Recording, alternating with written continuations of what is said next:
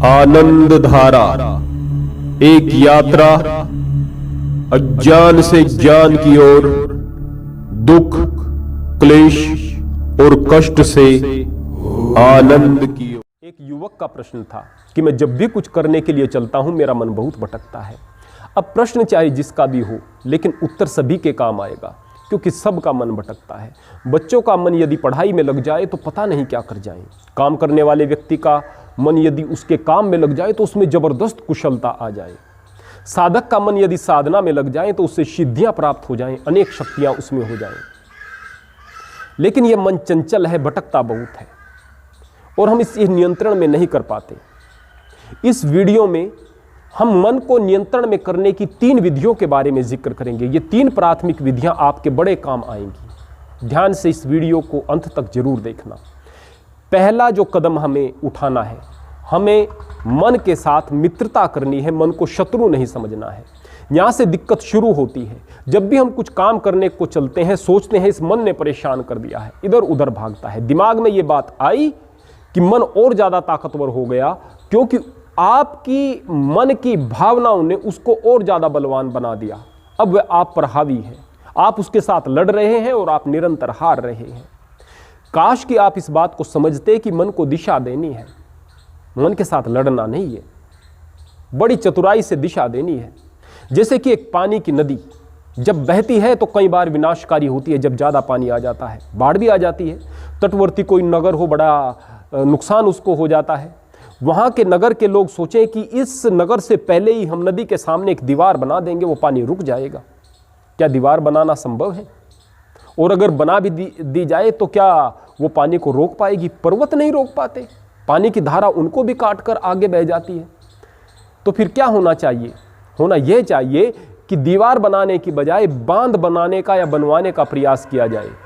बांध बन जाएगा तो पानी भले ही रुके नहीं, लेकिन पानी को दिशा मिल जाएगी। कल तक वो नदी की बाढ़ बहुत परेशानी खड़ी कर देती थी, बाढ़ लेकर आती थी।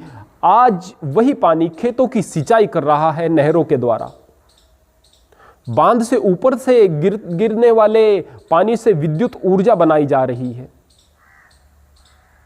तो बहुत सारे काम आज सिद्ध हो रहे हैं उस बांध के द्वारा। क्यों? क्योंकि पानी को रोकने की बजाय पानी को दिशा दी गई। पानी बहुत ताकतवर है, रोक नहीं सकते थे तो दिशा दे सकते हैं। वो विनाशकारी था तो उसको हम काम में लगाकर उसको सृजनात्मक बना सकते हैं। यह किया जा सकता है। ऐसे ही मन के साथ है। पहला कदम उठाना है, मन को शत्रु समझना ही नहीं है, ये भाव निकाल देना है। दूसरे और तीसरे कदम को एक छोटी सी कहानी के माध्यम से हम समझते हैं।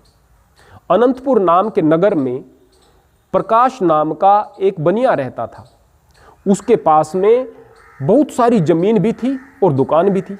अपने स्वभाव से वो दुकान पर बैठना पसंद करता था, वहाँ पर अपना दिन भर काम करता, तो थोड़ा सुस्त हो गया था। उसे किसी आदमी की ज़रूरत थी जो उसका काम कर दे। एक दिन रास्ते से गुजर रहा था तो एक पुराना बर्तन उसको पड़ा हुआ मिला, उस पर ढक्कन था। उसने बर्तन को उठाया, उत्सुकतावश ढक्कन को खोला। ढक्कन से एक बड़ा सा जिन्न प्रकट हुआ। जिन्न ने कहा कि आप मेरे मालिक और मैं आपका नौकर हूँ, आप मेरे आका हैं, मेरे स्वामी हैं। अब आप जो भी मुझे काम बताएंगे मैं उस काम को कर दूंगा। तो बड़ा खुश हुआ प्रकाश। उसने कहा कि अच्छी बात है, मेरे साथ चलो। बोले मेरे एक शर्त है। बोले क्या? कि मुझे हर वक्त काम बताना होगा आपको। कि बोले ये तो अच्छी बात है। बोले मैं केवल आपका ही काम करूंगा। कि अच्छी बात है। बोले एक छोटी सी शर्त और है। वो क्या? कि मुझे हर वक्त काम बताना होगा और जिस दिन काम नहीं बताया आपने, मैं खाली रह गया तो मैं आपको खा जाऊंगा। अब थोड़ी सी परेशानी प्रकाश के मन में हुई। उसने सोचा मेरे पास तो बहुत काम है, बताता रहूंगा इसको। अब प्रकाश उस जिन को अपने घर ले आया, उससे सारे के सारे काम कराए। अब वो घंटों के काम को मिनटों में कर देता था, तो धीरे धीरे काम समाप्त होने लगे। उसको खेत में लगा दिया, खेत के भी सारे के सारे काम उसने समाप्त कर दिए। अब उसके दिमाग में समस्या उत्पन्न हो गई कि अब क्या किया जाए। अब वो परेशान रहने लगा प्रकाश। उसने सोचा मेरी जान पर बनाई है। तो उसके मित्र ने कहा कि तुम्हारी समस्या को मैं देख रहा हूँ और इस समस्या का निवारण यह है कि नगर के बाहर आश्रम में प्रेमानंद महाराज जी हैं, उनके चरण शरण में चले जाओ। बड़े ज्ञानी, बड़े सिद्ध पुरुष हैं, आपकी समस्या का समाधान कर देंगे। अब प्रकाश ने जिन को अपने खेत खेतों को खोदने पर लगा दिया, खेत की खुदाई करता चला गया, वो फसल नष्ट होती चली गई, भले ही बेकार का काम था, उसमें उलझा करके प्रकाश चल दिया और सीधा आश्रम में जाकर के पहुंचा और गुरुजी के पैर पकड़ लिए, सारी की सारी घटना उसको बताई। गुरुजी ने कहा बस इतनी सी समस्या है? बोले हाँ भैया बहुत बड़ी समस्या है मेरे लिए। बोले एक बड़ा सा खंबा लो और उस बड़े से खंबे को अपने घर के दरवाजे के सामने गड़वा दो, उस जिन से ही कहकर गड़वा दो। जब वह वहां पर खड़ा हो जाएगा खंबा तो जिन से कहो कि इस पर ऊपर चढ़ना है और नीचे उतरना है। ऐसा तब तक करना है जब तक मैं दूसरा काम आपको ना बताऊं। आप अपना काम कराओ और फिर उसी काम पर उसको लगा दो। जब यह युक्ति प्रकाश को मिली तो वह बड़ा खुश हुआ, उसने ऐसा ही किया। अब जिन अपने काम पर लग जाता, ऊपर चढ़ता नीचे उतरता, जब भी प्रकाश को जरूरत होती तो अपना काम जिन से करा लेता, फिर ऊपर चढ़ता और उतरता, अपने इस काम में जिन लगा रहता था। जानते हो ये जिन क्या है? ये जिन है हमारा मन। जब भी यह खाली होता है तो हमें खाना शुरू कर देता है, हमें विकार की ओर लेकर गया, यही तो हमारी मौत है। व्यसन की ओर लेकर गया, यही तो हमारी मौत है। बुराइयों की ओर लेकर गया, यही तो हमारी मौत है। और अगर हम इसको काम दे करके रखें, इसको स्वाध्याय पर लगा करके रखें, इसको हम अच्छे कार्यों में लगा करके रखें, शुभ कार्यों में लगा करके रखें, साधना में लगा करके रखें, तो काम मिला हुआ है इसको।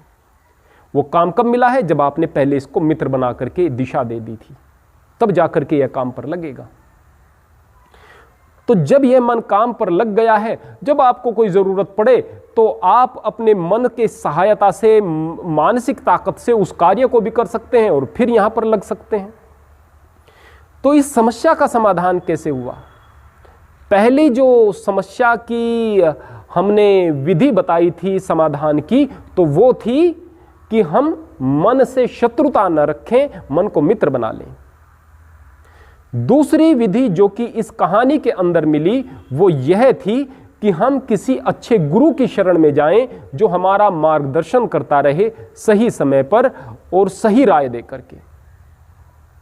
और तीसरी और महत्वपूर्ण यह विधि थी कि हम कभी भी मन को खाली न रहने दें, इसको काम में लगा करके रखें, शुभ कार्यों में लगा करके रखें। और किस प्रकार से? मन के साथ मित्रता करके, मन को दिशा दे करके, मन को समझा करके, फिर उसमें रुचि पैदा हो जाएगी मन की, और धीरे धीरे निरंतर प्रगति के पथ पर चलता हुआ यह मन आपसे शारीरिक कार्यों को भी बहुत अच्छे तरीके से कराएगा। आप में कुशलता आएगी, आप में योग्यता आएगी, आप में आत्मविश्वास आएगा, आप अपने अंदर एक विशेष परिवर्तन को महसूस करेंगे। बस इन 3 चीज़ों का ध्यान देना है और अपने जीवन में परिवर्तन को महसूस करना है। हरि ओम, हरे कृष्ण।